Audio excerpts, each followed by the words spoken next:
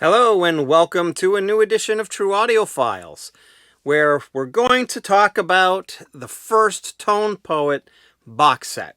And I'm going to do kind of a A-B comparison of a few of the albums, but let's get started with the introduction of the box set first, and we'll go into those details later. So we'll jump right in. It is Ornette Coleman's Round Trip, which is basically everything he recorded with Blue Note, I believe. I say that because one of the albums is not officially his album per se. But, we'll take a look through all this. There's basically 6 albums, and in turn, 6 records. You've got 2 At the Golden Circle Stockholms. This is the volume 2. And then you got volume 1 right here. And you've got New York Is Now. The two Stockholms are also standard sleeves, where I think the rest of these are gatefolds. So you got like this, where got a nice little gatefold here. Super thick stock Stoughton tip-on jackets. Then you've got Love Call, The Empty Foxhole. See if I can do this without banging the tripod. And then this is Jackie McLean with Ornette Coleman, New and Old Gospel. Ornette wrote a couple of songs on this, though, too. So those are the ones that are in the box set. And I basically already had a few others, but let me actually quickly go through. This is the little booklet that comes with it. It has a picture of all the master tapes on the back. Some great essays. Some other nice photos in here. Overall, I haven't had a chance to read through the booklet yet, but, it looks pretty cool. Would have been nice if that was hardcover, and maybe a little more substantial, but still pretty cool. So, I wanted to do a sound quality shootout between the ones I already owned on vinyl and the Tone Poet. And these are the ones that I have on vinyl. First one here, this is the New and Old Gospel, Japanese pressing from the early 80s. I want to say it's either 83 or 84 or something like that. It's in perfect, immaculate condition. I've got Love Call, which this is a Van Gelder stamping cut. I want to say this is the first pressing, which is very cool. And then I have also got The Empty Foxhole, which again is a Van Gelder cut. For those of you not in the know, but my guess is if you're watching this, you know this already, but Van Gelder is probably one of the most respected names in the jazz world for recording and engineering and cutting vinyl to a certain extent as well. His cuts, his pressings are probably the most sought after ones. And then last and least, and you'll see why later, is New York Is Now. This is the 75th anniversary Blue Note reissue. Kind of an interesting gatefold in a way on this one. And I'll go into that a little bit later. So what I did is I basically listened to the Tone Poet first, then I listened to the other version that I had, and all the way through, and then I kind of cherry picked some of the ones that I thought would make the most obvious choices for songs to do a comparison where you could really pick out the differences between them. And the differences were pretty obvious. I would say much more obvious, I should say, on the Van Gelder ones. And I say that because there's definitely a different EQ that Van Gelder did in comparison to any of the other cuts that I've heard so far. And I don't know if that's across the board on all Van Gelder cuts. I'm assuming it is, because that's kind of what I've heard. They kind of have a more of a snappiness to them. I don't know if he uses more compression or not. I think he definitely narrows the sound stage a little tiny bit from the master. And there's probably a little bit more upper mids, lower high frequencies on those cuts. But for example, on Love Call, it's called a stereo album, but it's barely stereo. It's mostly it's mostly mono. It does not really have any kind of stereo effect that I could really place on it. The big difference between the Van Gelder cut and the Tone Poet is what I just mentioned. I think the Tone Poets tend to maybe try to be more neutral sounding and cut down any kind of those upper, mid, lower, high boosts that are in the Van Gelders, and it maybe potentially has a more natural sound, but maybe not as exciting of a sound is probably the best way I've heard it described. But so there's clearly a difference. Both sound great. I guess it's really a question of what kind of EQ sound you like and what feel you want from the recording.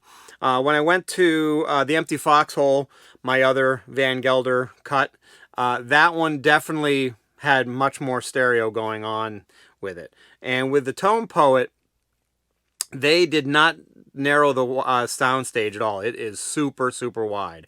So if you like a really wide sound stage, the Tone Poets are definitely the ones you want to stick with because they will give you that. I felt that what Van Gelder did when he narrowed the sound stage a little bit, I'm assuming he did because it's definitely narrower on that one, is it kind of felt more cohesive. Because you kind of had, let's say, and I don't remember where the certain instruments were. I believe that the drums were on the right hand side, and the I think the sax was on the left. I'm not sure. Don't quote me on that because I don't know remember for certain. But what would happen is you'd hear the echo from those different instruments in the other channels, and when you've got a super wide sound stage, it definitely feels separated more, not in a good way necessarily, where when you narrowed that sound field, it kind of gave a better depth of feel to the drums specifically is where I really noticed it, because some of the drums were sort of kind of a little bit centered, not quite, and when you had the super wide sound stage, the drums felt a little bit more disconnected, where they felt a little more cohesive on the narrower sound field of the Van Gelder cut. Same thing goes with the Tone Poet of Empty Foxhole, though.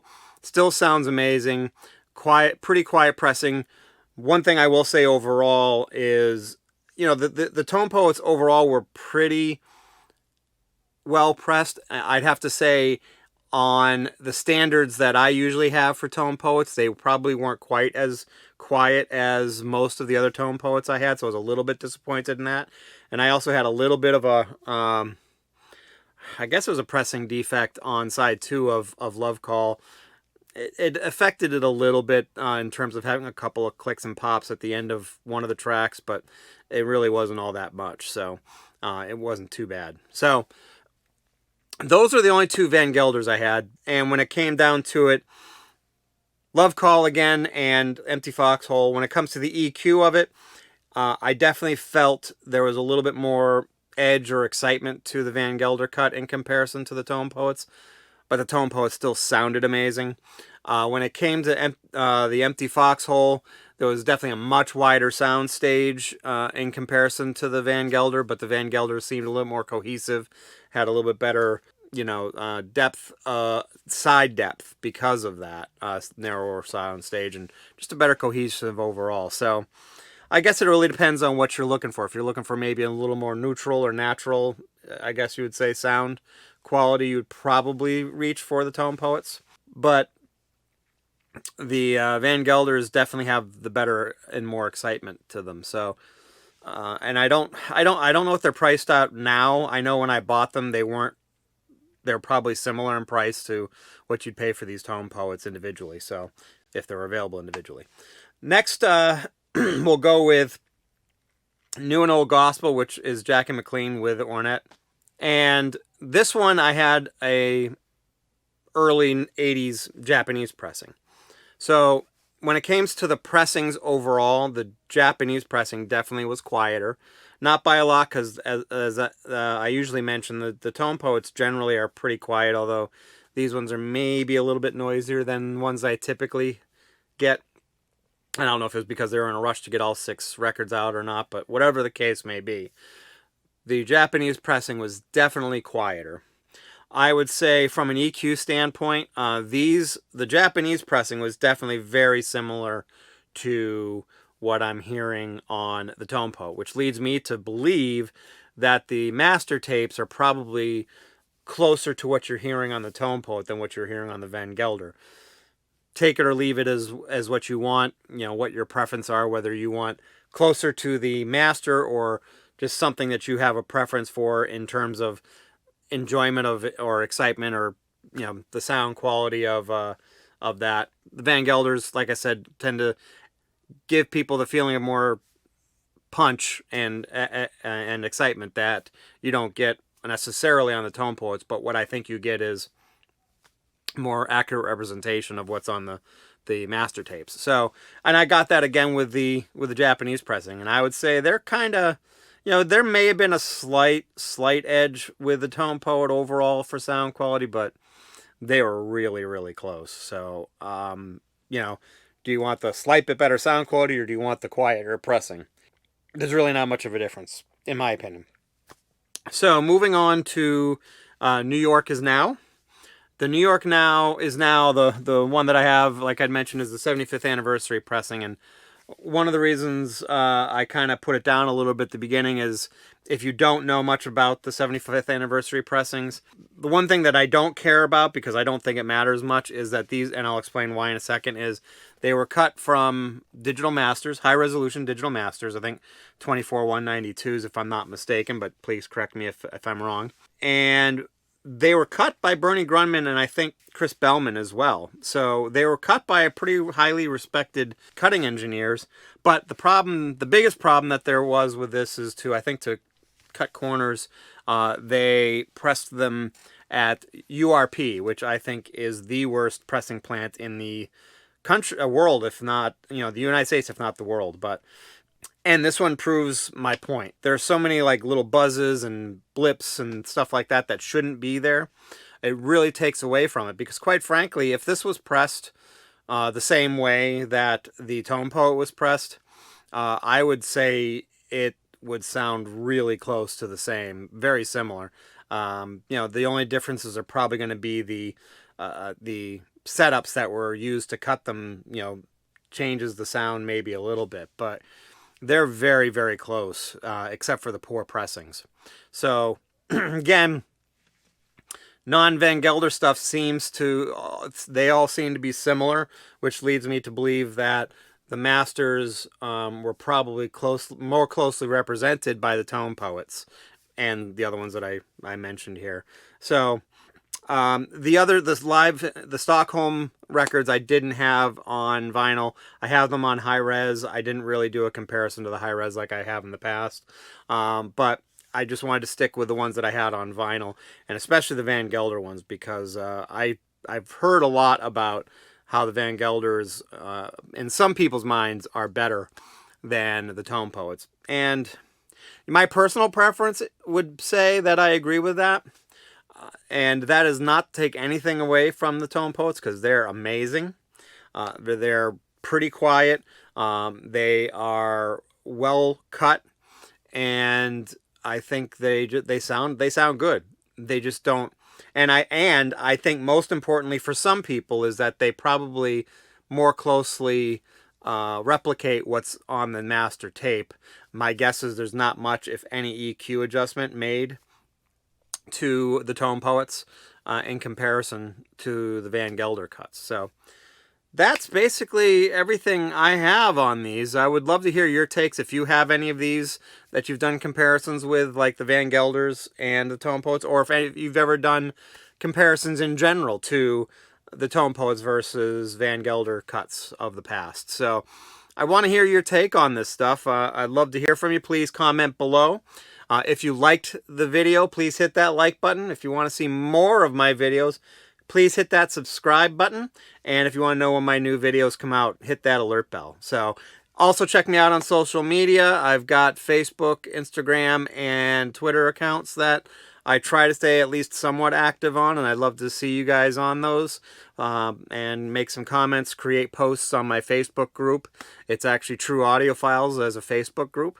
So I'd love to see you guys on that as well. So That is everything I've got for today. I hope you have a great rest of your day, and thank you very much.